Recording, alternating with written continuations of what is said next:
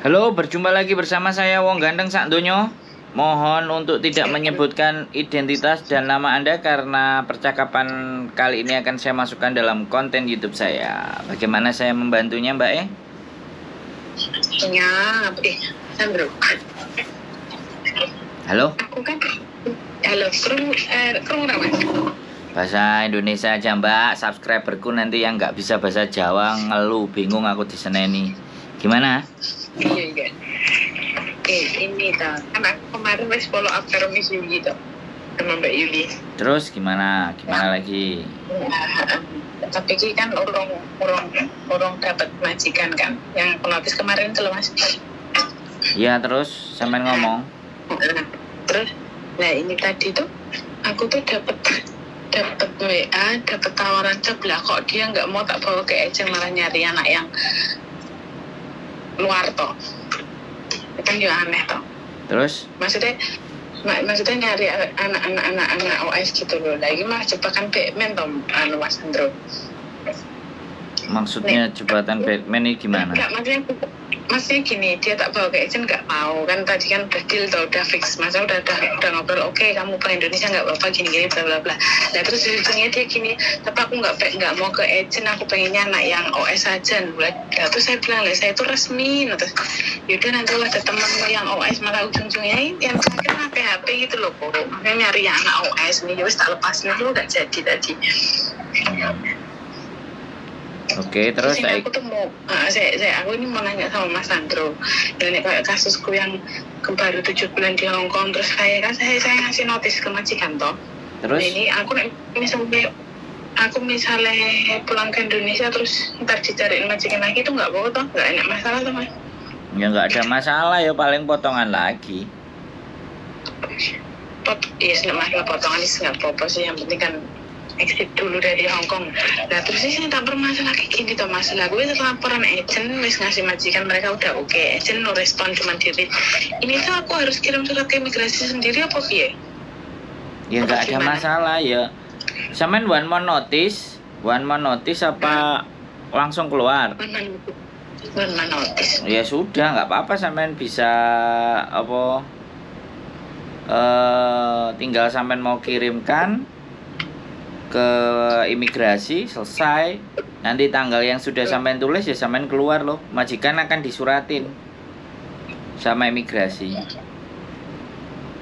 Itu nek ke imigrasi nek misalnya yang di lantai piro Mas, yang di Dropbox itu kertasnya cuma tak lipat dimasukin ke amplop ya? Apa dikasih perangko? Ya kalau ditaruh di imigrasi yo nggak usah pakai perangko, ya dicemplung-noplung. Kertas itu ya? Iya. Di fax itu juga bisa, di fax, di email, semuanya bisa. Imigrasi Hongkong pakai apa aja boleh. Ya soalnya ini gak ada respon, udah seminggu tuh aku WA agent Kiki gimana aja, aku udah gini tuh nggak direspon, cuma di read doang. Terus tapi majikan cuma bilang oke. Pas aku kasih suratnya itu kan dia udah bilang oke, tapi yang nggak tahu laporan problemnya aku nggak ngerti. Ya sekarang persoalannya itu menurut saya nggak usah ngenteni oke atau tidak. Wong sampean sudah mau keluar, sudah sampean mutusin keluar, ya sudah wis ABCD, nanti tinggal majikan mau nyelesainnya kapan kan gitu. Bikin yo aku nggak ingin mau ketemu hari Minggu itu, tapi Mbak Yulinya mungkin repot mau ngasih fotokopian paspor sama ini loh, visa apa kontrak kerjanya. Nggak ada yang repot dong, kita semuanya seharian kemarin di rumah kan, dan anak-anak juga ada di rumah kok. Anak-anak datang di rumah, kita buka puasa di rumah, malah kemarin mereka pada nggak puasa, makan di kos BB sana, saya di rumah sendiri. Iya sih, paham. Nggak masalah ya, selama Sandra nanti aku keluar dari sini tak hubungi sampai ke Mbak Yuli. Oke, gitu aja. Wes cukup. Baik. Gitu aja, nggak ada lagi. Wes. Ngono tok. Oke. Makasih Mas ya. Oke, siap.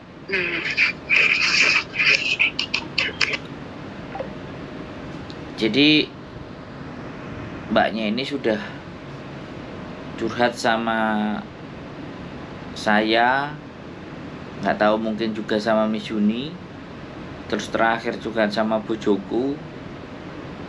Intinya mbaknya pingin keluar, tapi coba mencari bagaimana caranya bisa lagi dapat majikan tanpa pulang Indonesia. Jadi buat teman-teman semuanya, di dalam konten saya ini saya sampaikan di mana bahwa break kontak, interminate itu semuanya mutlak hak kalian masing-masing ya. Itu karena sekali lagi rata-rata teman-teman break itu persoalannya adalah mentalnya sudah kena gitu. Kalau sudah dikenakan di mental, ya apapun yang bisa kita omongin nggak akan mempan karena mentalnya udah kena. Dan berikutnya adalah sampean-sampean sendiri yang menghadapi majikan.